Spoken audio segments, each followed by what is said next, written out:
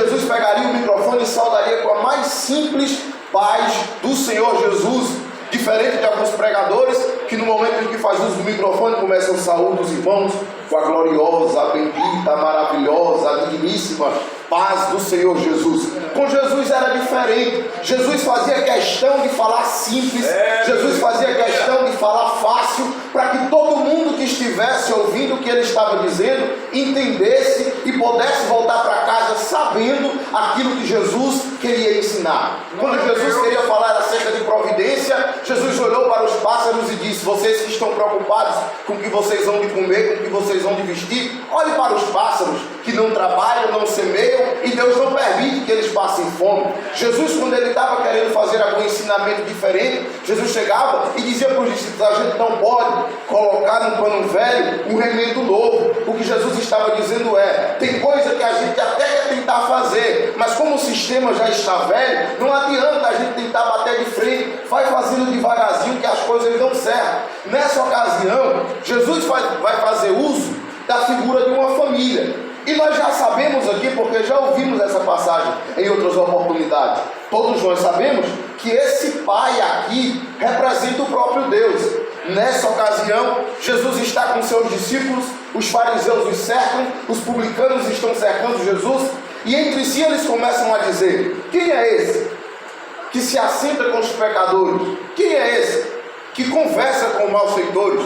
Como é que ele se diz ser mestre? Como é que ele se diz ser filho de Deus? Mas se assenta com a pior classe de pessoas que existia. Se Jesus vivesse em nossa época, Jesus estaria pregando nas piores bocas de fumo, nos piores prostíbulos, diferente de algumas pessoas que só querem pregar nas grandes igrejas, participar dos grandes congressos, mas não dão valor às coisas pequenas. Glória a Deus, aleluia! Jesus estaria na mais simples congregação, mas nós estaríamos sentindo a presença. Glória a Deus, aleluia!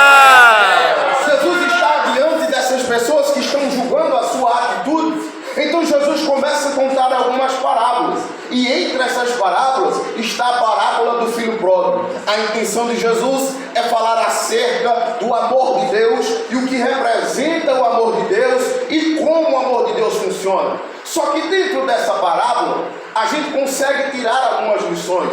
E observando, eu consegui absorver desta parábola pelo menos 3 estados em que um homem ele pode se encontrar. Eu disse quantos estados? 3 estados em que o homem ele pode se encontrar. Se nós tivermos tempo, se eu não falar demais, a gente consegue chegar até no 4º estado. Só que eu gostaria que os irmãos lessem comigo os primeiros versículos, porque aqui está o primeiro estado. O versículo de número 11, Jesus começa a parábola e diz o seguinte: um certo homem tinha 2 filhos, e o mais moço deles disse ao seu pai: pai, dai-me a parte da fazenda que me pertence. E ele repartiu por eles a fazenda. Somente até aqui. O primeiro estado, cooperador Félix, que nós conseguimos encontrar é o estado que eu chamo de felicidade inconsciente. Diga comigo: felicidade inconsciente. O que significa isso? É quando a pessoa é feliz e não sabe. Ela tem condições de ser feliz, mas não sabe. E esse filho ele é feliz inconsciente. Perceba, esse filho ele tem um pai, o pai dele tem condições, ele tem um irmão. Esse pai representa o próprio Deus, e não existe nenhum pai que consiga amar como Deus ama, mas esse filho é pai, filho de um pai que está representando o próprio Deus, que ama a mim e a você. Esse filho, ele tem tudo que ele precisa. Muito embora Jesus não faça uso da figura de uma mãe, porque a intenção de Jesus é mostrar o amor de Deus, Jesus está mostrando que esse filho aqui, ele tem tudo que ele precisa. Tem pai, tem casa, tem dinheiro, tem irmão. Só que esse filho, ele está insatisfeito, porque ele é feliz e não sabe. Ele vai olhar para o pai dele e vai dizer: pai, eu tenho casa, eu tenho irmão, eu tenho condições, mas não me é suficiente. Dá a minha parte da fazenda que eu estou indo embora. Em outras palavras, esse filho está dizendo: eu estou insatisfeito de estar na casa do Senhor. O Senhor está me dando do bom e do melhor, mas eu não quero. O Senhor está me dando casa, moradia, eu quero a minha parte da fazenda e quero ir embora. O que esse filho está dizendo é: para mim, o senhor pode morrer, que nada me interessa. E por que eu digo isso? Porque ninguém recebe herança de pessoa viva. Ele não está pedindo uma coisa qualquer, ele está dizendo assim: eu quero a minha parte da herança. Aquilo que ele só iria receber quando o pai dele morresse, ele está querendo agora. Por quê? Porque ele está insatisfeito.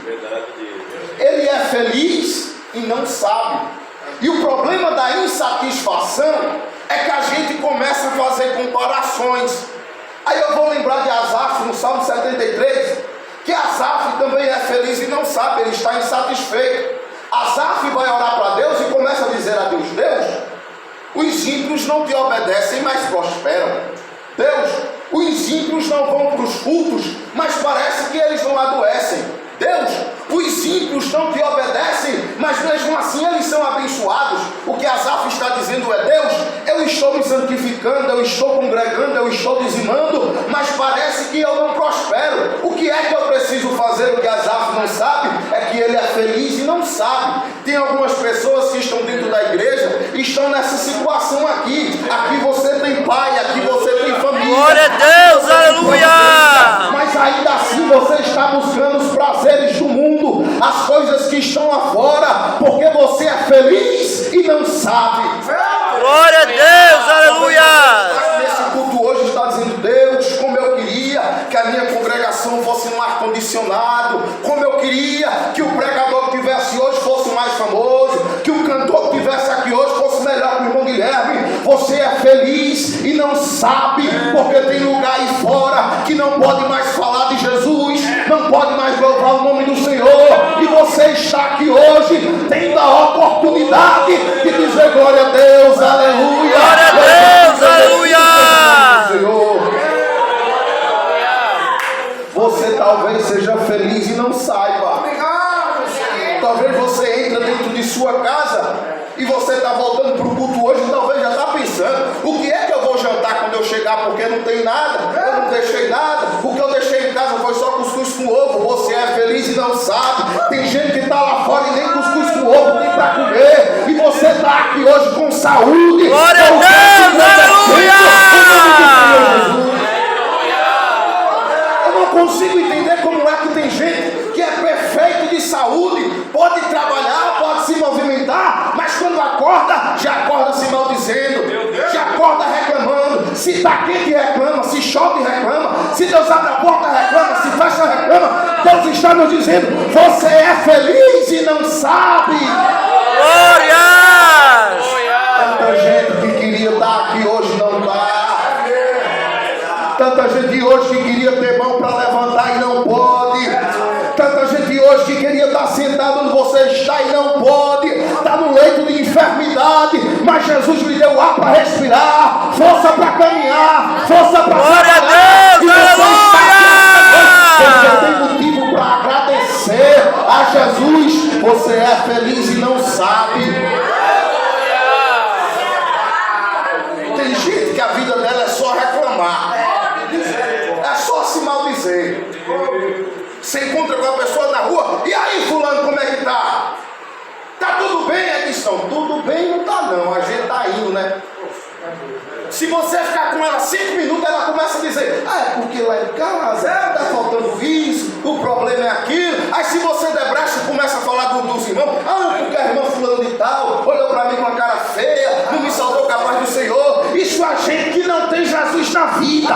Quem tem Jesus na vida, fala: como é que tá? Vai tudo bem. Em casa tá pegando fogo e você dizendo: vai tudo bem. As contas atrasadas e você dizendo: vai tudo bem. A porta fechada e a gente dizendo: vai tudo bem. Glória a Deus, aleluia!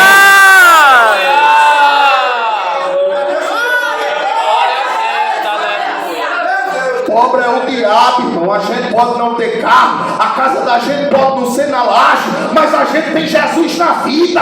Pobre é o diabo. A partir de hoje, como é que tá? Vai tudo bem. Glória! Eu não estou dizendo que a gente tem que mudar as nossas vidas, nem viver de imagem, não, nem viver com máscara, porque tem hora que a gente tem que desabafar mesmo.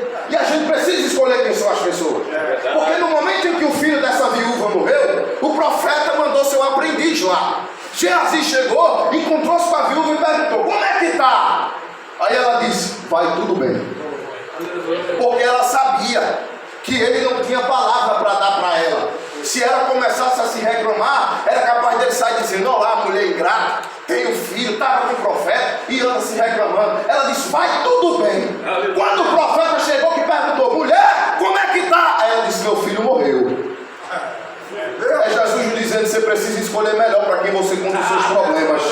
Verdade. Tem gente que vem disfarçado de querer lhe ajudar, mas na verdade quer saber da sua vida para falar na primeira esquina. Mas hoje tem socorro do céu descendo nessa Glória a Deus, aleluia!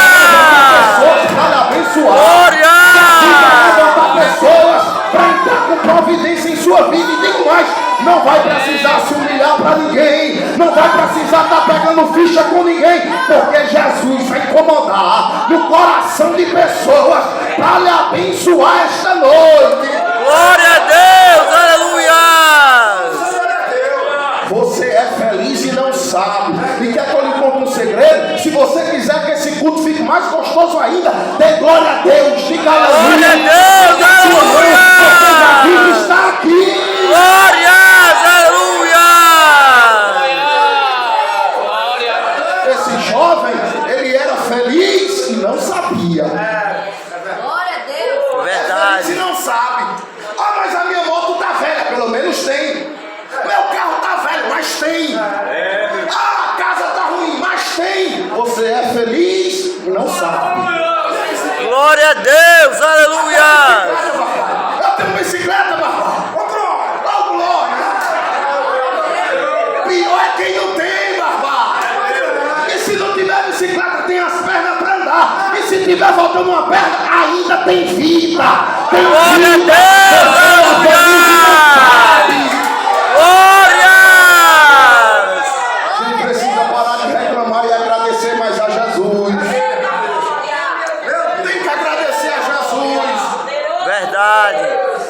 E a minha intenção é que você chegue hoje em casa, mesma casa, irmão Félix, mesma casa não estando rebocada, só no pó. Você entrando e dizendo: eu já vejo o meu porcelanato aqui, ó.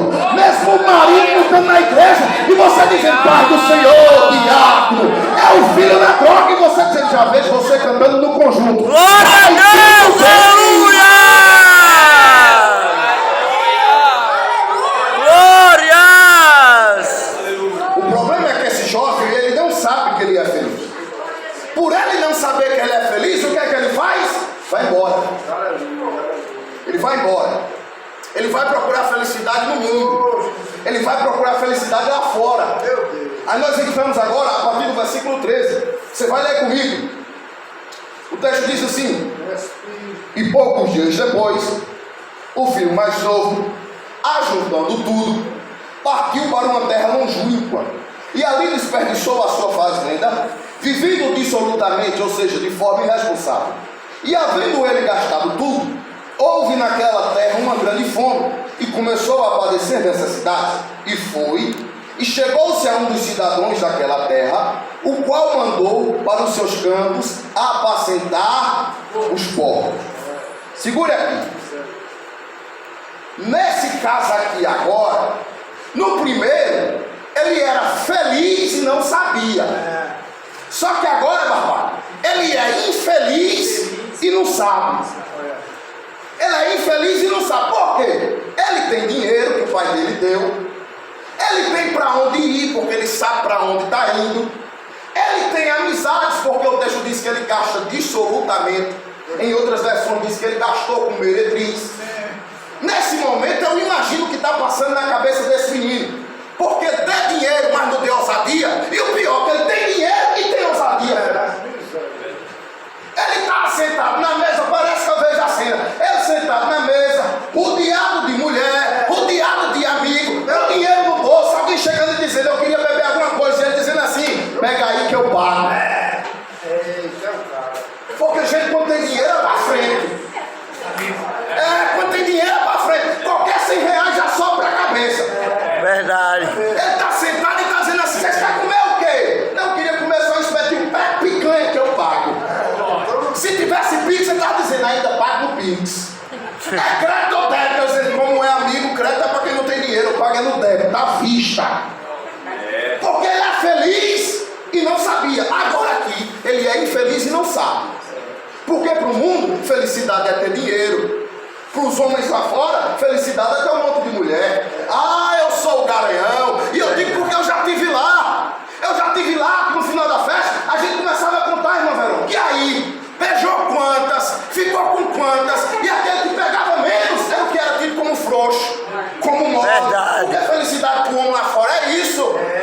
É beijar muita mulher, é gastar muito dinheiro, é dizer que é valente, é infeliz e não sabe.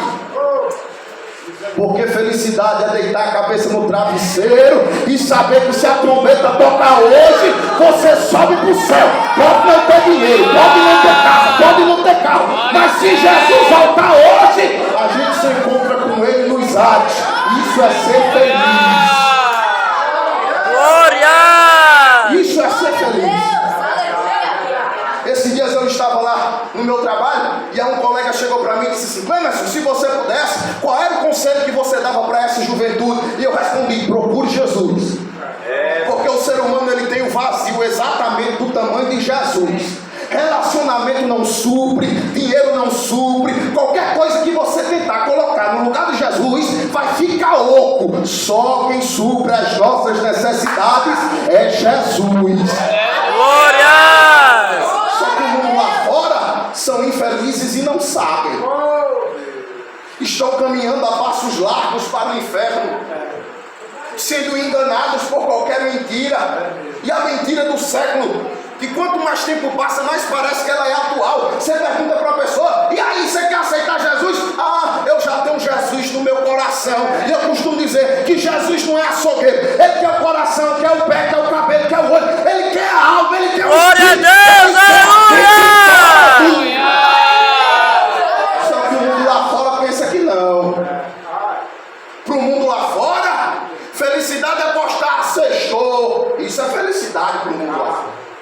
Para o mundo lá fora é postar a história com a cerveja na mão. Isso é felicidade para o mundo lá fora. Ah, se eu pudesse, no momento em que Jesus estivesse arrebatando, a gente postar: sextou, estou sendo arrebatado. Se vocês quiserem, vocês ficam. Eu estou indo embora. Glória a Deus! Aleluia! Porque o povo, quando está indo para a festa, posta. Partiu São João do Vale, partiu festa do Vaqueiro. Se eu pudesse, quando Jesus estivesse me arrebatando, eu postar: partiu Nova Jerusalém Celestial. Glória a Deus! Aleluia! Ah, se eu pudesse. O mundo lá fora é infeliz e não sabe. Não tem felicidade lá fora. E eu posso falar com conhecimento de causa, porque todos os dias que eu deitava na minha cama, estava faltando alguma coisa. Não se engane, uma pessoa que se suicida, ela não quer se matar, ela quer suprir, resolver um problema interno que tem consigo mesma. Uma pessoa que se droga, na verdade não é porque ela quer suprir um vazio que tem dentro de si mesma. Mas como nós somos humanos e o nosso corpo ele é tendencioso àquilo que é errado, vicia nas toxinas, são infelizes e não sabem. Só que chega uma hora, e eu queria pedir que você lesse comigo agora o versículo de número 16. O texto diz assim: e desejava, isso é o jovem, e desejava encher o seu estômago com as bolotas que os porcos comiam, e ninguém lhe dava nada. E caindo em si, disse: quantos trabalhadores de meu pai têm abundância de pão, e eu aqui pereço de fome. Tem uma hora que eu sempre costumo dizer, quando faço menção a esse texto, que é o ponto crucial. Eu digo que é a hora em que a nossa ficha cai. Chega uma hora que a ficha cai. E aconteceu com esse jovem. Ele era feliz e não sabia. Depois, ele é infeliz e também não sabe. Só que chega uma hora, Félix, que é o ponto crucial. Para esse jovem, o ponto crucial foi quando ele estava no chiqueiro dos porcos. Ele não chegou a comer, ele desejou comer da lavagem. Ele olhou para a lavagem e disse: ninguém me dá nada, estou dando para comer, é isso aqui. Só que chegou uma hora, Félix, que a nossa ficha cai. O texto que você leu comigo diz no versículo 17: e caindo em si. Parece que o olho dele se abriu, Félix, que ele olhou para a lavagem dos porcos e disse assim: meu Deus, o que é que eu estou fazendo aqui? Eu não mereço isso aqui. Meu pai tem condições. É verdade. Meu pai tem dinheiro ainda. Eu não preciso estar passando por isso aqui. Para que ele tivesse essa consciência, ele primeiro teve que ir para o chiqueiro dos porcos. Em outras palavras, para o fundo do poço. Se você não nasceu no Evangelho e se converteu a Jesus assim como eu, você teve um ponto crucial também. Chegou uma hora que você parou e disse: não, aqui não dá mais para mim. A partir daqui eu preciso tomar um rumo na minha vida. Verdade. Tem gente que vive a vida completamente desordenada. Aí sofre um acidente, o carro capota, cai de moto. Aí ele para e diz: não, agora eu preciso tomar jeito na minha vida. Eu quase morro. Se eu não me consertar, eu vou morrer. Todo mundo tem esse ponto crucial. Tem gente que, assim como eu, é no leito da enfermidade. Que a gente olha e diz: dinheiro eu não tenho, cura eu não tenho, eu não tenho condições, eu só tenho o quê? Jesus. Aleluia. Todo mundo tem essa hora. Que você para e começa a fazer uma autoanálise. Rapaz, o que é que eu estou fazendo de minha vida? O dinheiro que eu trabalho, eu gasto todinho no final de semana. As amizades que eu tenho só estão comigo como eu tenho dinheiro. Eu acordo de manhã, é numa ignorância terrível. Meu marido grita: filha, cadê a toalha? A mulher grita: sai do banheiro e vem buscar. Tem uma hora que ela para e diz: não, peraí, eu tenho que me organizar. É o ponto crucial. Vocês estão dando risada. Aí tem umas duas irmãs aí que gritam com o marido. Vocês vigiem. Vocês vigiem. Rapaz, eu tenho essa mania, né? De botar minha mão nos vesperos. Eu não podia ter ficado calado. Vocês vigiem. Quando ele disser: mulher, a toalha, você fala: estou levando, meu bem. Meu docinho de coco. Vocês vigiem. Porque tem uma hora que a gente tem que tomar jeito. E esse jovem, ele foi assim. Que é o terceiro e último estado, que é o estado de consciência. O que é o estado de consciência? É quando a gente cai na real. A gente coloca o pé no chão, vê como é que nós estamos e vai viver a realidade.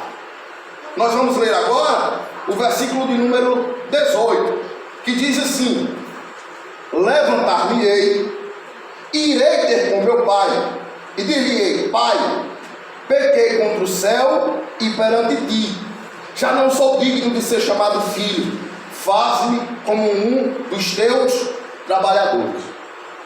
Depois que esse jovem viu o estado que ele estava, que ele olhou e disse: rapaz, eu estou a ponto de comer uns porcos. Aí ele cai na real, ele diz: eu pequei. Eu pequei contra Deus, pequei contra o meu pai, vou voltar para casa, pedir perdão, e se o meu pai quiser, ele me coloca pelo menos para trabalhar para ele. Chega uma hora que a gente anda na realidade. A gente para meditar. Aconteceu comigo isso. Não estou falando porque me contaram, porque me disseram. Não, aconteceu comigo. Teve uma hora que eu entrei no meu quarto, não vou dizer nem fechar a porta, que não tinha, era na cortina. Se ajoelhei no pé da cama, eu disse: Deus, agora chega aqui. Porque se o Senhor não descer aqui e fizer alguma coisa, eu estou vendo aqui que qualquer hora dessa eu vou morrer. Porque eu não tinha dinheiro para fazer quimioterapia. Minha mãe, se não sei nem se ela já entrou numa igreja de crente, e eu estou no quarto chorando e dizendo: Jesus, chega aqui. Aí passa um filme na cabeça da gente: peraí, na época eu tinha 18 anos. Meu Deus, será que eu vou morrer com 18 anos? Será que eu vou realmente ser o que todo mundo dizia que eu ia ser? Porque na minha família não tinha peça muito boa. Dos tios que eu tinha, tudinho só tem um, porque o resto a polícia matou, os bandidos matou, os primos que eu tenho, a maioria estão presos.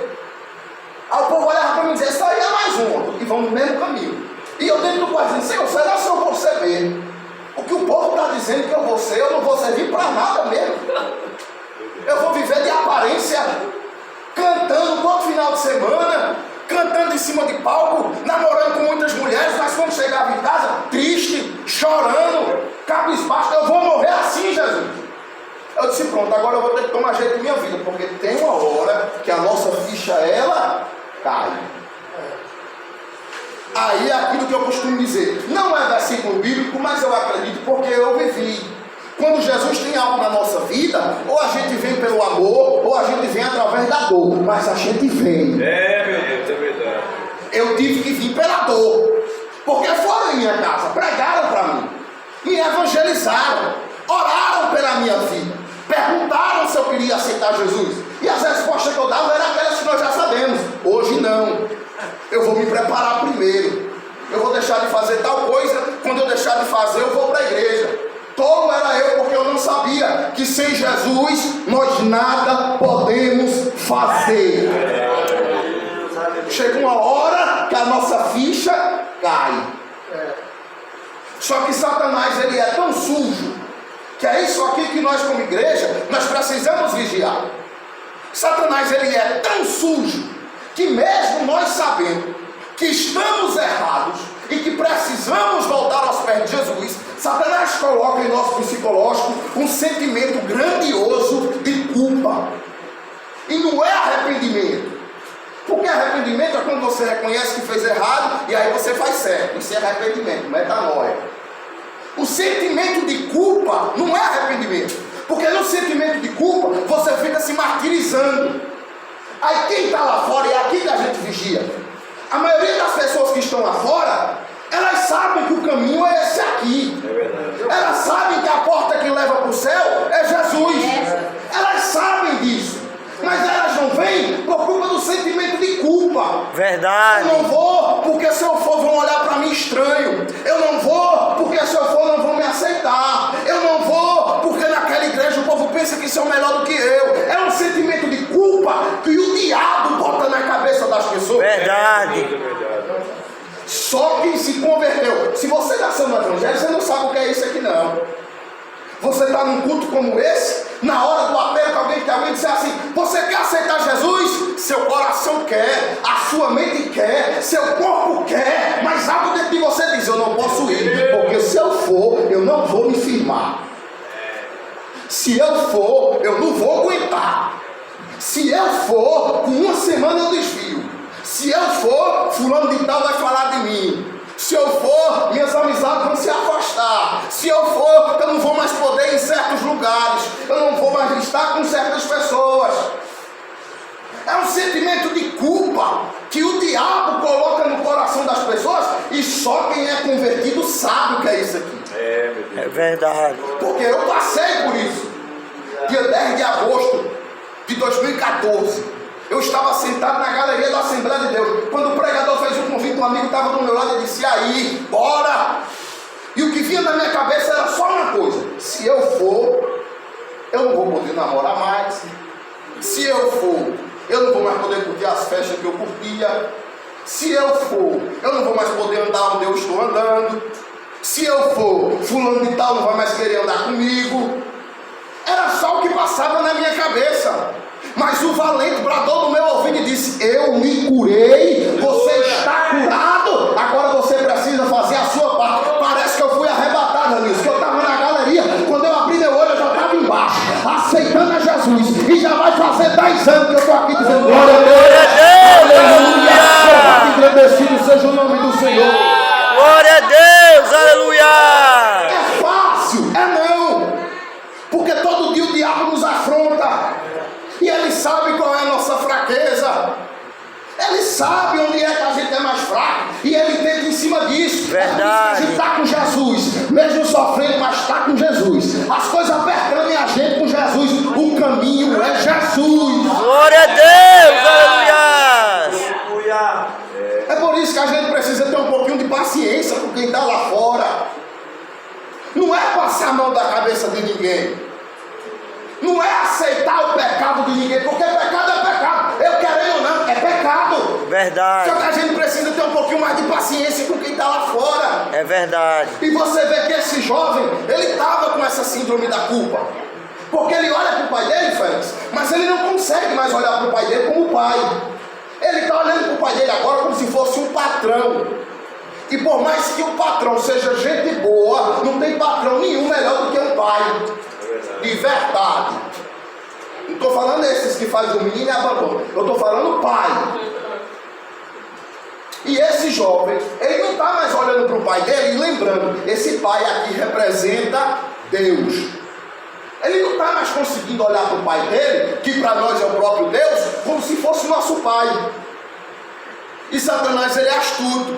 Quando a gente peca, isso é natural. A gente tem até vergonha de orar. E é normal. Porque o menino, quando dá conta, ele não quer que o pai dele saia. E é normal. O problema é quando isso toma conta, que a gente começa a querer esconder nossos pecados, passar a mão nos nossos pecados, tratar os nossos pecados como se fosse normal. Não, isso aqui é normal. É não. Mentira ainda é pecado, adultério ainda é pecado, roubar ainda é pecado, falar mal da vida dos outros ainda é pecado. Verdade. É pecado. E aí esse jovem não está olhando mais para o pai dele como pai. Ele está olhando para o pai dele como se fosse um patrão. Só que o Deus que perdoa os pecados está aqui esta noite. O verdadeiro Pai que está nos céus está aqui esta noite. E Ele está disposto a perdoar pecados, a transformar vidas, a levantar pessoas caídas. Glória a Deus, aleluia! Glória a Deus! Glória a Deus. Concluo dizendo aos irmãos: não reclame mais da vida que você tem, porque você é feliz e não sabe. Tem gente que está pior do que você.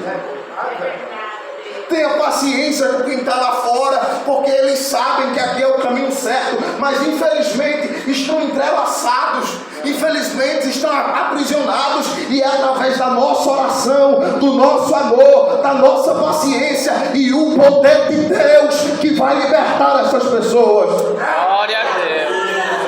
Agora é dever meu e dever seu pregar evangelho. Verdade. Não é placa de igreja, não é se veste saia, não é se veste short, se é pecado tem barba, não. A gente vai pregar evangelho. Glória a Deus, aleluia! Jesus cura, salva, batiza e leva para o céu. Isso é evangelho. Jesus salva, cura, batiza e leva para o céu. Isso é evangelho.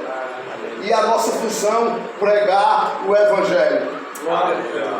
E com isso eu encerro perguntando se tem alguém em nosso meio que ouviu esta palavra e que